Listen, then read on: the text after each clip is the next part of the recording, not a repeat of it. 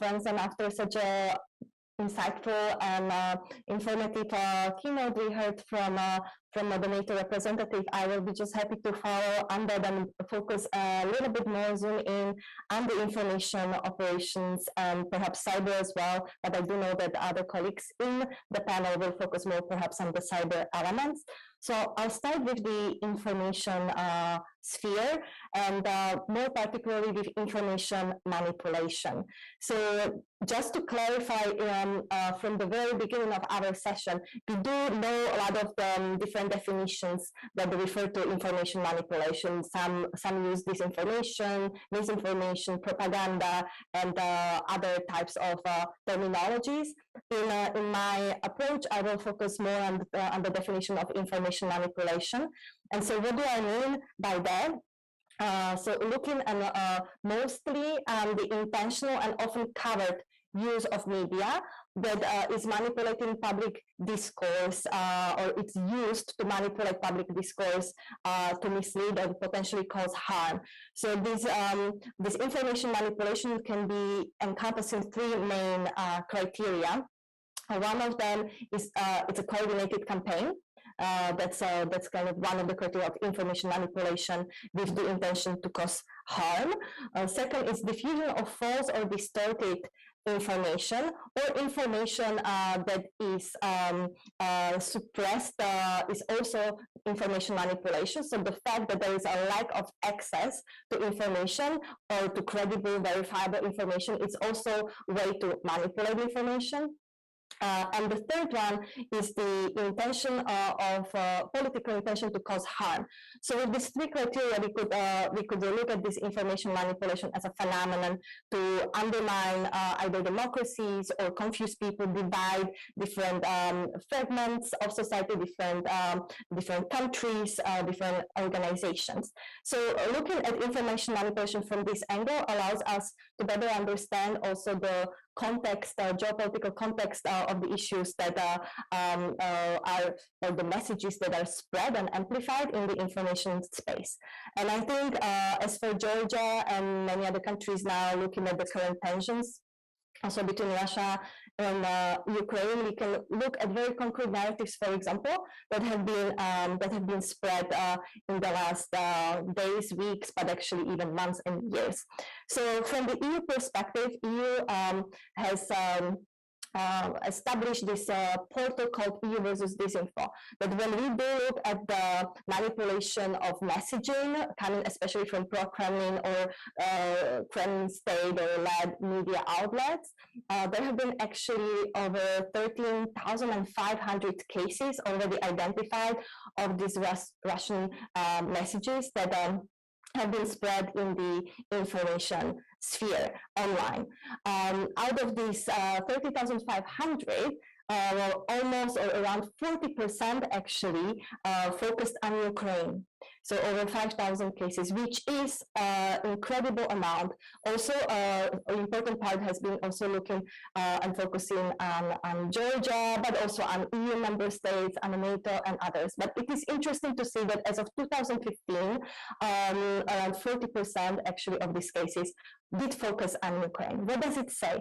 That this type of operations, influence operations in the cyberspace, in the public spheres, is not one-off event. It's not only shortly around certain type of crisis or elections, but it's a continuous process that is being built up on that can be then further exploited in more critical moments. What are the two main narratives that might be perhaps of an interest to highlight with relation that is happening now in Ukraine? First, that Ukraine is being used by the West. This is one of the two key narratives that have been identified and catalogued, but also debunked by the EU thanks to this system and the database of the EU versus Disinfo. And with this narrative of Ukraine being used by the West, it was mostly discussed in the context of that Ukraine is a tool to influence and destabilize Russia. So we see how basically this phrasing and framing of these narratives were distorting the understanding of the situation on the ground, and therefore confusing also different groups of people, the citizens, but also international picture and everyone who is having access and reading this type of messaging. Second narrative is that the West is about to run a false flag operation in order to trigger a direct clash with Russia. So again, a distorted, a manipulated narrative trying to bring this perception that that it's the fault of the West, that Russia is just defending itself. It was also mentioned in NATO as being the creator of this confrontation, and that basically Russia needs to act because of all of this aggressive behavior of all the other actors, which again is a very interesting way to try to frame and influence the minds of everyone who is reading such messages. Why is this important? I think these concrete examples really allow us to better understand what is happening in the information space. Who are the actors online, especially over the social media? What exactly they are building on? Historical context, current dynamics, emotional aspects of these narratives are being usually highlighted, so people feel stronger about responding to them.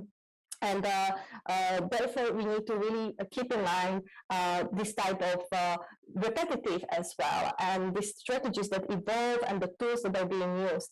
However, information manipulation is only one part of a bigger package of tools that are usually being used in parallel.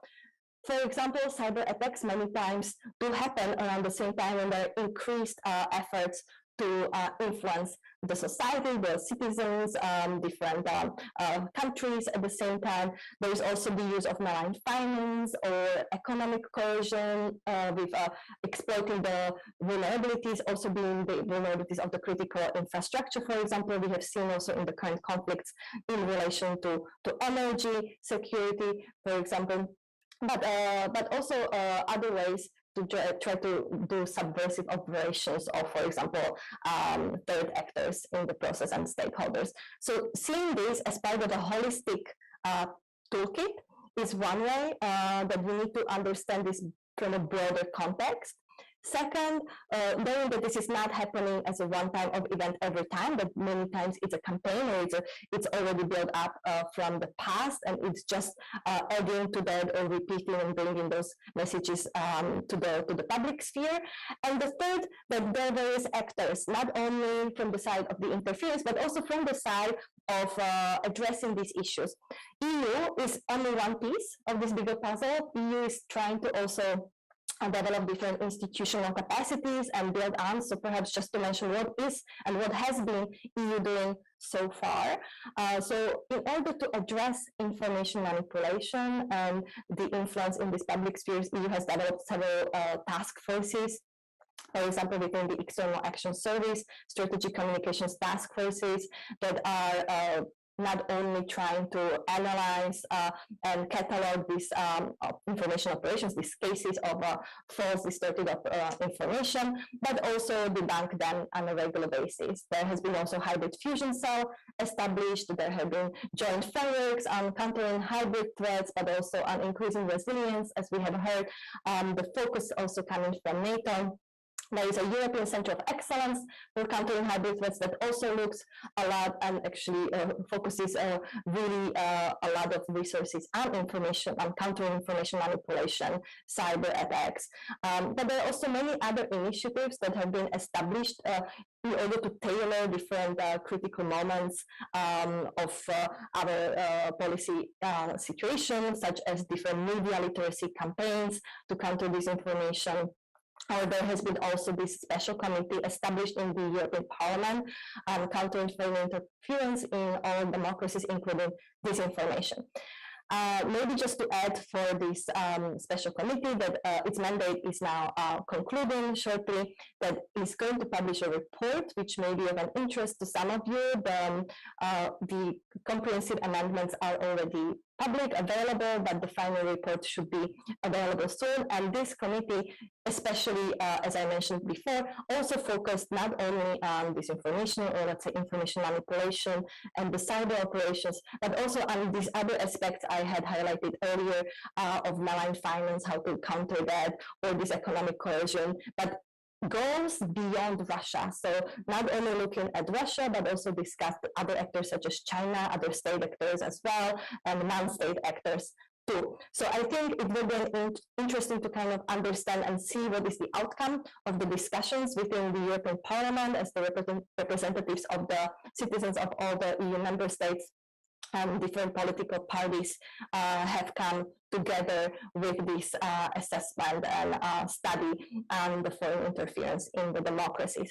This is important because a lot of the discussions did not only focus on interference in the EU member states, but also in other democracies, partner countries, neighboring countries, that might be definitely helpful to also see the results for Georgia, for Western Balkans, for other countries that have been also discussed and part of these efforts. So perhaps just to finish on the line of the resilience, as this has been very eloquently already discussed by the keynote speaker. So the way to look at the resilience also perhaps more also from the EU side, beyond what has been already said, is this ability of states and societies to reform. This is standing and recovering from internal and external crisis. And this ability, this flexibility, these capacities that are being built to be resilient, it's not the end of our efforts, it's just one of the means to really be able to sustain or to withstand the crises that are going to continue to rise. And I would like to finish on this resilience building on the partnerships. As was also mentioned, EU, as I said, it's only one piece of the bigger puzzle. It's thinking of a lot of proactive measures, not only responding, but also proactive ways to address information manipulation, how to build on the tools that are already existing, how to cooperate with the partners that are doing excellent work at various levels, being the state or non-state, stakeholders, academia, journalists, and others. And I think this type of ways of putting our strengths together and our efforts and with cooperating with the partners is the way how we can have a larger impact on addressing such interconnected threats as the information manipulation or cyber attacks are. Thank you. Thank you, Nad'a, very much. It was really interesting to listen to you. And you